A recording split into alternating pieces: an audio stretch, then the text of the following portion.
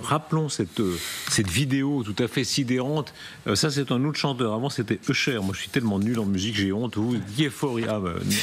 Anne Niva, vous êtes forte en musique. Je ne sais pas pourquoi vous vous tournez vers moi, c'est plutôt vers Michel. Non, mais Usher, vous connaissez Usher, vous? Bien sûr. Et vous connaissez les Beach Boys. Les Beach Boys, vous les connaissez. Où voulez-vous en venir, Darius? Et vous, Michel Goya? Oui. Vous les connaissez, les Beach Boys? Bien sûr, Usher aussi, mais je préfère les Beach Boys quand même. Voilà, oui, voilà. Guillaume Roquette, il se fait tout petit parce que lui ne connaît ni Usher ni les Beach Boys. Alors, les Beach Boys, c'est vraiment de la stigmatisation, monsieur Rolpin. voilà, ce clip bombardé d'Iran, ouais, enfin, avec les B2, dont le goût évidemment est tout à fait discutable. Mais ce moment B2, le fait que cet appareil qui a été fait déjà au temps de la guerre froide, mais qui permet de frapper n'importe où dans le monde de manière furtive, dans la représentation de la puissance, c'est un tournant. Oui, bien sûr, c'est un gros objet très puissant. Actuellement, en dollars actuels, c'est 3 milliards de dollars, ce qui en fait certainement l'avion le plus cher au monde, a priori. Il sera peut-être dépassé par son successeur, le B-21, mais bon, peut-être pas. Oui, c'est donc ce qui fait au passage. Toujours se rappeler que les 3 milliards qui ont été investis là-dedans, ils n'ont pas été investis ailleurs. Donc on affaiblit quelque part, même dans le domaine militaire, on affaiblit d'autres champs en investissant dans ces 21. Il va y en avoir 200. Ils ont de la réserve. Ouais. Oui, ils ont de la réserve. Ils ont de la marge. Oui, non, c'est vrai.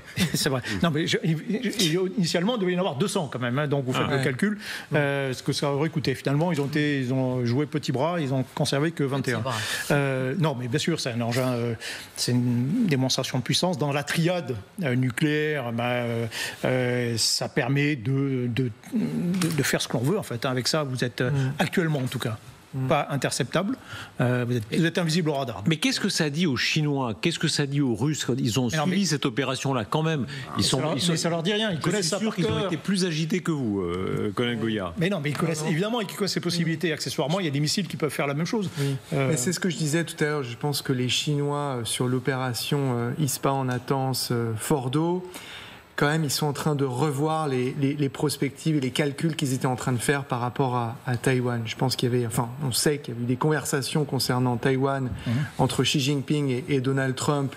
Xi Jinping qui a tenté un découplage de Donald Trump de certains des membres de son administration les plus va-t-en-guerre sur le dossier chinois. Je pense que là, ça injecte quand même une part d'incertitude supplémentaire dans la conversation et ça muscle, au sens premier du terme, la position de Donald Trump dans le rapport de force avec les Chinois sur la question taïwanaise. Je crois que c'est Michel Goya ici même qui disait il y a des Kriegspiele, on appelle ça comme ça, des Kriegspiele, des wargames qui sont faits en cas d'invasion de Taïwan et d'une guerre entre les États-Unis. Le conflit le plus joué, le plus simulé. Donc cette perspective existe à la tête des Chinois. Ils se disent si ces avions entrent aussi en jeu, c'est quelque chose dans un tel affrontement. Oui, mais enfin bon, c'est un tel affrontement avec tellement de moyens. Vous pouvez dire aussi, les Chinois, ils peuvent dire, attendez, mais nous, on a à peu près 1500 missiles balistiques qui peuvent taper toutes les bases américaines. On peut même taper les bases où se trouve cet avion. Et vous pouvez rien faire. Et les Chinois ne vont pas prendre le risque d'envoyer des B2 et des GBU-57 contre la Chine. Non, les Américains. C'est une bataille navale pour Taïwan et les Américains ont montré qu'ils étaient très bons en bataille navale. Les Chinois, ils n'ont pas fait de bataille navale depuis l'amiral Sonai au XVe siècle.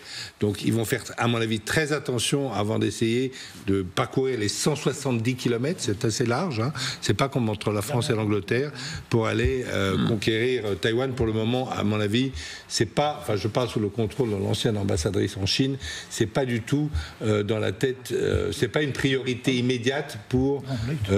C'est un but, effectivement, du Parti communiste, mais ça me semble pas une priorité immédiate de Xi Jinping. Non, c'est pas une priorité immédiate. Et puis, cela dit, on peut rien savoir. Parce qu'on a eu la guerre en Ukraine, qui a été une surprise stratégique. Moi, je vous trouve très blasé quand même une puissance qui ose frapper. Il y a combien de kilomètres entre le Missouri et l'Iran? Non, mais bien sûr, c'est le nucléaire iranien qui est une menace, effectivement, pour l'ensemble du monde occidental et pour Israël. Taïwan, c'est pas du tout le même enjeu. Mais c'est pas seulement ça. Le fait qu'une puissance frappe à des milliers de kilomètres de façon aussi audacieuse, etc., c'est quelque chose. On ne peut pas dire, le grand succès militaire d'Israël. Moi, il me semble que Kim Jong-un depuis une semaine. Il se dit quand même, les Américains, quand ils y vont, ils y vont. C'est-à-dire que difficile de savoir dans quel. Lui, il n'a pas été attaqué pendant la Corée du Nord. Justement, c'est quand même le dernier pays à s'être procuré la bombe atomique. Et Trump, lui, il voulait dire. Ils l'ont pas touché. Ils l'ont pas touché. Absolument, vous avez raison. Alors même que la Corée du Sud est un allié très, très privilégié de Washington, mais quand même, je pense que ces pays-là se disent ok, les Américains, ils peuvent frapper. Ils nous ont pas frappé, mais ils le peuvent. Et donc, je pense qu'il y a quand même un effet dissuasif qui n'est pas nul. Et puis, il y a un autre élément aussi intéressant, c'est ce côté, c'est la facilité avec laquelle les Israéliens ont pris le contrôle du ciel iranien. Et ça aussi, sans doute qu'il y a d'autres pays qui se disent oh là là, on pensait qu'on avait une aviation, mais finalement, c'est pas si évident que ça. Les Iraniens disaient ok, on a des avions qui sont un peu vieux, puis c'est des trucs soviétiques, donc ça marche, ça vole pas très vite, mais on a plein de missiles. Bon on a vu le résultat. Ils n'ont pas réussi à retourner la. D'un point de vue c'est ça le grand succès militaire. C'est la vraie opération militaire. La vraie opération militaire qui a changé la face du monde, c'est en 1982, c'est l'opération Cricket 19 israélienne qui détruit et ravage au Liban, qui détruit et ravage complètement la défense aérienne syrienne et détruit une centaine d'avions syriens. Et ça, c'est une démonstration de force absolument considérable. Et on se dit waouh, d'abord c'est parfait point de vue opération, mais c'est absolument parfait, un chef-d'œuvre. Et puis à partir de ce jour-là, on se dit voilà, il y a plein de pays comme la Syrie d'abord, et puis l'Irak, qui disent l'aviation, ça ne sert plus à rien.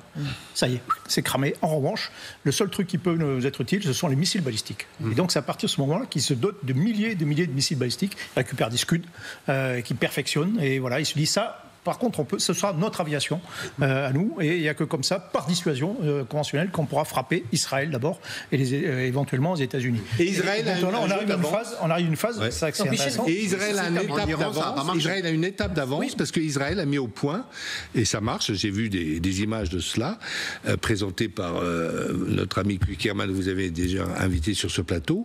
Israël a maintenant des lasers qui peuvent, j'ai vu les essais moi-même, qui peuvent abattre non seulement des drones, mais abattre des missiles balistiques et aller les chercher très loin. Et donc, si les Israéliens ont cette technologie, les Américains vont l'avoir. Et donc, contre les missiles, vous voyez que, en fait, ces puissances qu'on peut appeler occidentales, puisqu'évidemment Israël fait partie de l'Occident, eh bien, ils sont toujours à une guerre d'avance. Et ce que vous avez dit en 82, c'est tout à fait vrai. C'était fini l'aviation, l'aviation des pays arabes ne servait plus à rien pour Israël, tout à fait. Et là maintenant, les missiles vont pouvoir être détruits par ces systèmes laser mis au point par les Israéliens, sans doute aussi par les Américains. La Russie en face, elle est aussi en train de se réarmer. Alors ils n'ont pas de B2, ils n'ont pas une technologie aussi poussée, mais ils ont leur bombardier Tupolev. Et la Russie est en train d'agrandir son usine de bombardiers stratégiques à Kazan. L'usine au Tatarstan, voilà, elle a grandi l'usine d'aviation de Sergei Gorbunov de Kazan, où sont assemblés et modernisés les bombardiers stratégiques Tupolev 22 notamment. Dites-nous un mot de ces avions, s'il vous plaît, Michel Goya. Oui, alors les Tupolev 22, c'est pas vraiment des bombardiers stratégiques, ils sont relativement petits. Je rappelle qu'au passage, le dernier avion que la France a abattu, c'était un Tupolev 22, c'était au Tchad, en 1987. C'est la dernière victoire aérienne de la France. La France n'a pas abattu d'avion depuis ce Tupolev? Ah non, depuis 1945, nous avons abattu un avion.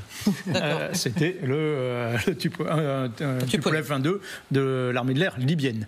Non, donc c'est pas forcément c'est pas les plus gros. Les plus importants sont appelés les Tupolev 160 Blackjack, qui sont en fait des copies dérivées du Concorde, mais version bombardier, en gros.